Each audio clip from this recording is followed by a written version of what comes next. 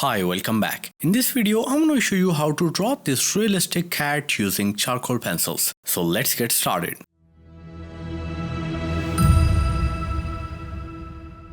As always, these are the art supplies I'm going to use for this drawing, and you can pause the video right here to note them down. I'm using this 250 GSM paper from my ordinary sketchbook, which is available in almost all the art stores or stationeries around the world. So you don't have to use any fancy paper for this specific drawing. And the drawing portion area is 12 cross 12 inches. I drew the outline using grid method, and you can find the detailed step-by-step process from making the grid to outlining on my Patreon profile. Link is in the description. Okay, so let's start the detailing process, and I'm layering strokes over the darker fur portion to make them even more dense. Notice that I'm moving my hand back and forth while adding these strokes very carefully. But you can also use the pencil flicking method to achieve such results.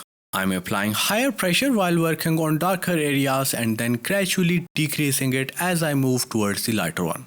Keep on layering these strokes over and in between the directional lines we have just added during the outlining process. Moving on to the eye, and I'm firstly darkening the upper eyelid and then filling in the base layer in the pupil. While working on pupil, I suddenly remembered that I have a Pitt charcoal pencil by Faber-Castell. So I shifted towards it and now added the pitch black base in the pupil. As the Pitt charcoal is much better and darker than the regular charcoal pencils, so I'll be using it for all the areas which are relatively darker in the reference image. But for the rest of the fur portion, I will switch towards the normal charcoal pencil and add these straight strokes. Make sure to change the direction and length of the strokes according to the area you are working on. This fur patch on the top is darker in the reference image, so I'm layering strokes over it using a Pitt charcoal pencil until I achieve the required darkness. I'm also adding a base layer in the eye using a relatively lighter pressure first, and then layering the charcoal only in the areas which are darker to create a 3D base. Okay, so when the 3D base is done in this small section, it's time to blend it, and I'm using my bigger size dry brush. I'm firstly going over this small portion and blending it using back and forth motions. Okay, so coming back to the detailing on this portion, and I'm layering the charcoal over the darker fur portions again until I achieve the required darkness.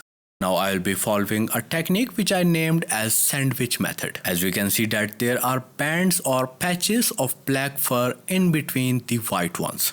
So I'm adding the white fur stroke sandwiched in between the dark ones by carefully moving my hand back and forth. I'm applying higher pressure for the center of the stroke and reducing it for the ends to create a realistic fur texture. Fill all the white fur bands in this small section by keeping the pressure variable on your pencil. It will make some strokes softer and some brighter, which will help us in achieving a realistic texture in less time.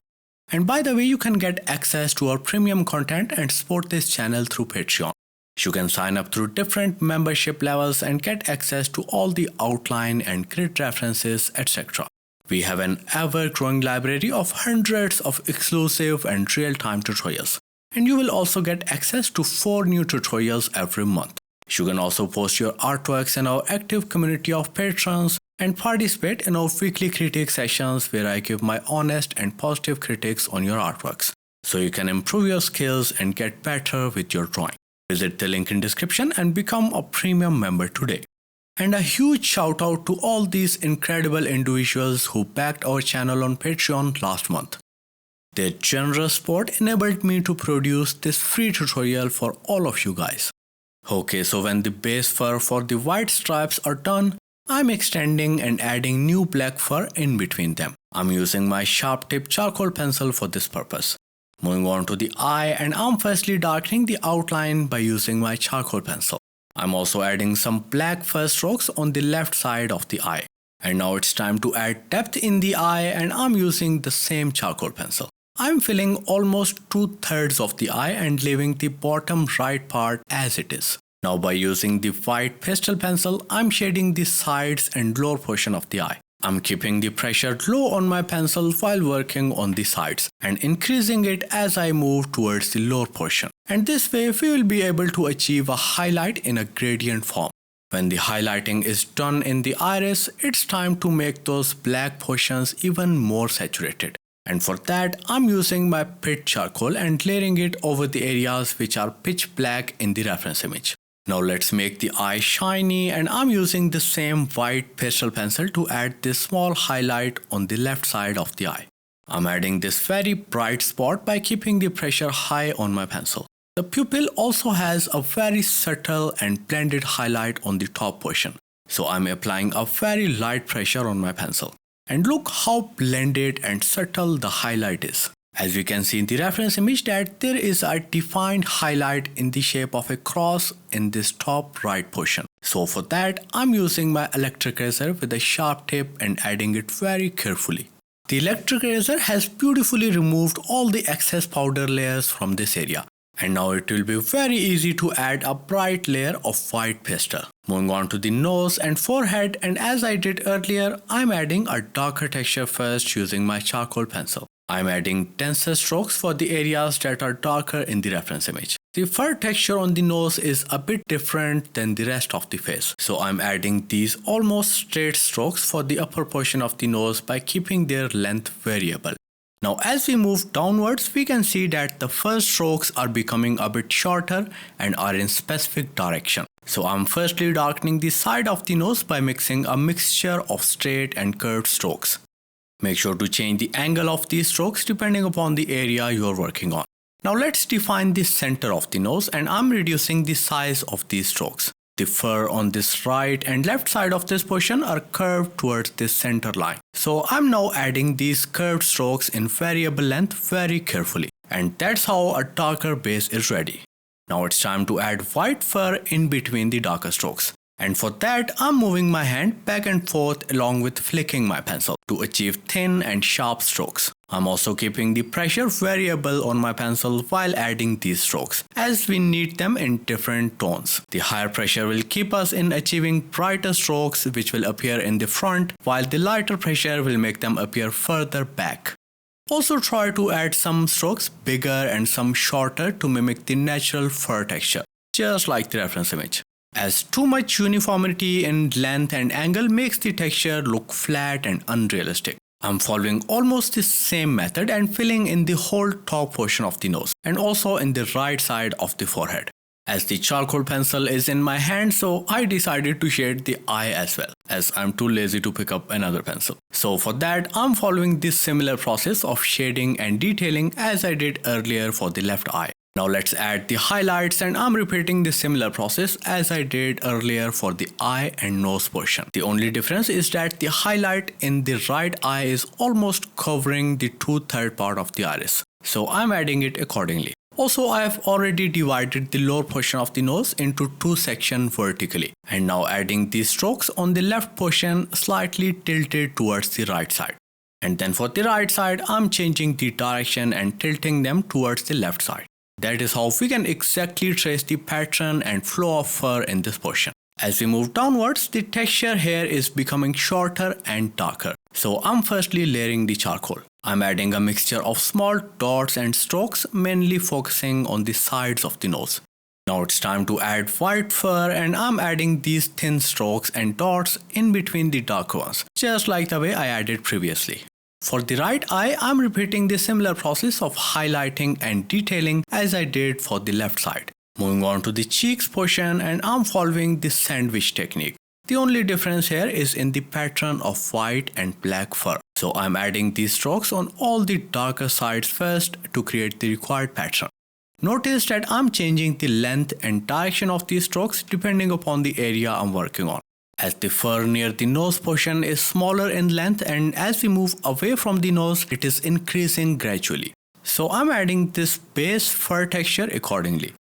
Okay, so moving on to the area under the whiskers, and as the texture is out of focus and blurred, it looks like small round patches. So I'm also adding these bigger sized dots along with the texturing process, just like this. When we look at the reference image, we can see that the lower eyelid is very bright. So to mimic such an effect, I'm adding blended highlights along with defined strokes. Notice that I'm changing the length as it is shorter near the inner corner and gradually becomes a bit longer as we move towards the outer corner. Moving on to the cheeks, and now it's time to sandwich the white strokes in between the dark ones. To make the white spots pop up even more, it's very important to create a separation between them. And for that, I'm using my pit charcoal and adding these darker strokes and shadows where required. I'm also darkening the nostrils in between the detailing process using this same pit charcoal. And then to shade the tip of the nose, I'm using my charcoal pencil and adding a base in it. To create a 3D effect, I'm layering pit charcoal over the sides only. Now I'm adding a white pastel layer over the base layer, mainly focusing onto the center portion. The sides are looking a bit bright, so I'm going over the edges in small circular scribbling motions using the charcoal pencil. This will create a 3D highlight which is brighter from the center and softer from the sides. Now to blend the edges of this highlight, I'm using my charcoal pencil and going all around it with a very light pressure. Also notice that I'm adding this layer in circular scribbling motions to achieve a blended look. Now to make it realistic, I'm adding these small dots of variable sizes using a sharp tip white pastel pencil. Moving on to the cheeks portion, and I'm adding a darker base of texture just like the way I did earlier for the left cheek. Keep on layering these black and white strokes until you achieve the desired results. Now let's add the whiskers, and I'm firstly adding directional lines using an electric eraser.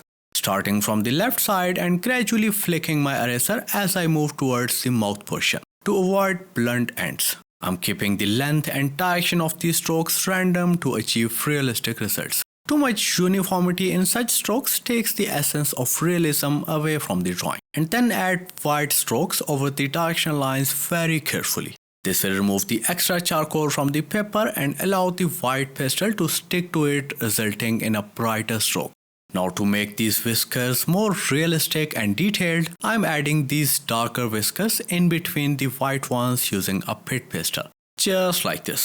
And look how these strokes made the overall texture look 3D in no time. Moving on to the right side, and the process here is similar to as we did for the left side.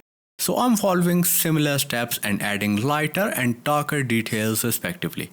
Keep on relating to the reference image while adding such intricate texture to avoid any unintentional mistakes later on. And with this last step, we are done with this quick and easy cat drawing. Creating these free tutorials needs a significant amount of time and energy. So if you found this one valuable, please show your support by liking this video. Your support keeps me inspired to bring you more creative content. So thank you so much for watching, and I'll see you on the next one.